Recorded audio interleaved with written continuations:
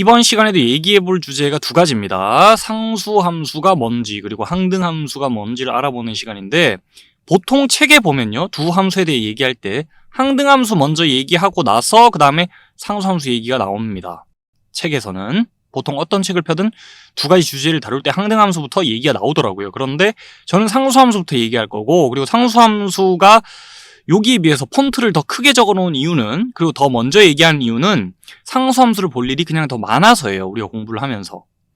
그래서 상수함수부터 얘기하는 거고, 그냥 차례대로 얘기하겠습니다. 자, 상수함수 먼저 알아보러 갑시다. 우리가 어떤 함수를 보고 상수함수라 그러는지 얘기 간단히 해볼게요. 어떤 함수를 봤더니만 정의역 내의 모든 원소에 공역의 단 하나의 원소가 대응하고 있는, 공역 내에 단 하나의 원소가 대응하고 있는, 그러니까 쉽게 말하면 화살표 한 군데로 다 몰리는 거예요. 그런 함수를 보고 우리는 상수함수라 그래요. 어떤 인풋에 대해서든 그 아웃풋, 거기에 대응하는 아웃풋이죠. 함수값이 고정인 거예요. 그래서 상수함수식을 보통 이렇게 우리가 많이 표시합니다. 상수함수에 대해서 수식을 적어봐라 라고 하면 이렇게 많이들 표시하는데, 이 C는 그 컨스턴트라는 변함없는 일정한을 의미하는 그 0단어가 있어요. 거기서 제락 글자 따왔다 보면 되고, 식 전체를 봐주세요. 요 알파벳 C에 너무 집중하는 게 아니라 식 전체를 봐주면 이런 의미입니다. 정의역 내에서 어떤 값을 여기서 투입하든 간에 거기에 대응되는 함수값은 고정이야. 이렇게 봐주면 되겠어요. 만약에 우리 fx는 하고 나서 이 뒤에 식이, 함수식이 이런 식으로 x를 포함하고 있으면 x 값에 따라 함수값이 달라질 수 있잖아요. 근데 이건 아니에요. x 값에 따라 함수값이 달라지지 않습니다. 일정합니다. 함수값이 일정한 그런 함수가 상수함수예요. 그리고 우리가 일반적으로 보통 이제 정의역과 공역을 이런 식으로 냅두지 않고 실수 전체 집합으로 잡고 얘기를 많이 하잖아요. 정의역과 공역을. 정의역과 공역이 실수 전체 집합일 때의 상수함수의 그래프 좀 구경하고 넘어갑시다. 상수함수의 그래프 여러분들이 볼 일 정말 많거든요. 이렇게 생겼어요. x축과 평행한 직선이에요. 모든 x에 대해 그 실수 전체 집합 내에, 정의역 내의 모든 그 원소에 대해서 대응하는 게 하나인 거예요. 여기에도 대응하는 게 C고, 여기에도 대응하는 게 C고, 오케이? 모든 x에 대해 대응하는 게 하나로 몰립니다. 그래서 직선이 쭉 지나가면서 그래프가 이런 식으로 그려집니다. 뭐 참고 삼아 얘기하자면요, 이 상수가 예를 들어 7 같은 양수다. 그렇다면은 x축 위에 상수함수의 그래프가 붕붕 떠 있어요. 그런데 이 상수가 만약에 0도 될 수 있고 음수도 될 수 있는 거니까 0이면은 y는 0이라는 요 상수함수의 그래프는 x축에 걸칩니다. 그냥 x축 자체가 요 함수의 그래프예요. 자, 그리고 만약에 이 c가 음수까지 떨어진다, 값이. 그러면은 x축 아래로 그래프가 내려오겠죠. 그거까지 참고서 한번 얘기할게요. 다음은 항등함수입니다.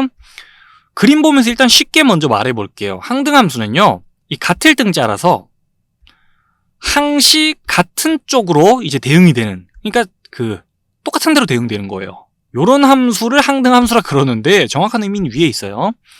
읽어봅시다. 정의역과 공역이 똑같은 상태에서, 지금 이거 오타 아닙니다. 정의역과 공역이 똑같은 상태에서 정의역의 각 원소에 자기 자신이 대응합니다. 정의역의 각 원소에 자기 자신이 대응하는, 자, 즉 정의역과 공역이 똑같은 상태에서 대응이 형성되는데, 그 함수는 인풋을 투입하는 대로 그 아웃풋이, 함수값이 똑같은 게 나와요. 그런 함수가 항등함수입니다. 자기 자신이 대응돼 버리는, 자기 자신한테. 정확히 이런 함수가 항등함수입니다. 정의역과 공역이 똑같다는 게 좀 낯설잖아요. 요 멘트 자체가 낯설잖아요, 지금. 그죠? 그 정의역과 공역이 똑같지 않으면 항등함수가 만들어질 수가 없어요. 예를 들어서 정의역과 공역은 집합인데 서로 같은 집합이 아니라 쳐봅시다. 그러니까 원소 구성이 달라진다 쳐봅시다. 예를 들어 원소를 살짝 구성을 뒤틀어 볼게요. 서로 같은 집합이 아니면 이 화살 지금 없다 생각하고 항등함수 한번 만들어 보세요. 안 만들어집니다. 정의역과 공역이 다르면 어떻게 화살을 날리건 항등함수가 나올 수가 없어요. 자기 자신한테 화살을 날려야 되는데 자기 자신이 없잖아요. 그죠? 자, 그래서 그런 경우가 생기기 때문에 정의역과 공역이 똑같은 상태에서 항등함수를 생각할 수 있다는 거. 자, 뭐 간단히 언급하면서 항등함수는 이런 함수예요. 그냥 자기 자신이 함수값으로 되돌아 나오는 그런 함수입니다. 그리고 이제 항등함수에 대해서도 정의역을 또 공역을 이렇게 제한된 범위에서 보는 게 아니라 실수 전체 집합으로 정의역과 공역을 설정했을 때는 그래프가 요래요. 1을 넣으면 자 1이 나오고 아웃풋으로 2를 넣으면 아웃풋이 2가 나오고 그런 함수예요. 마이너스 1.5에는 마이너스 1.5가 또 대응하고 0에는 0이 대응하고 그런 함수예요. 늘상 자기 자신과 대응하게 되는 모든 x에 대해 대응하는 게 결국 자기 자신인 그런 함수예요. 그래서 항등함수는 수식을 적어봐라 라고 하면 이렇게 적어야 돼요. 근데 우리가 항등함수라고 이 함수를 자주 부르느냐? 오히려 그냥 1차 함수로 분류할 때가 많죠. 기울기 1인, y절편 0인 가장 단순하다고 볼 수 있는 1차 함수. 정말 볼 일이 많잖아요. 근데 이런 함수를 보고 우리가 항등함수다 이렇게 부를 일이 자주 없다고요. 나중에 가면 갈수록. 그러나 한번 공부하고 넘어갑니다.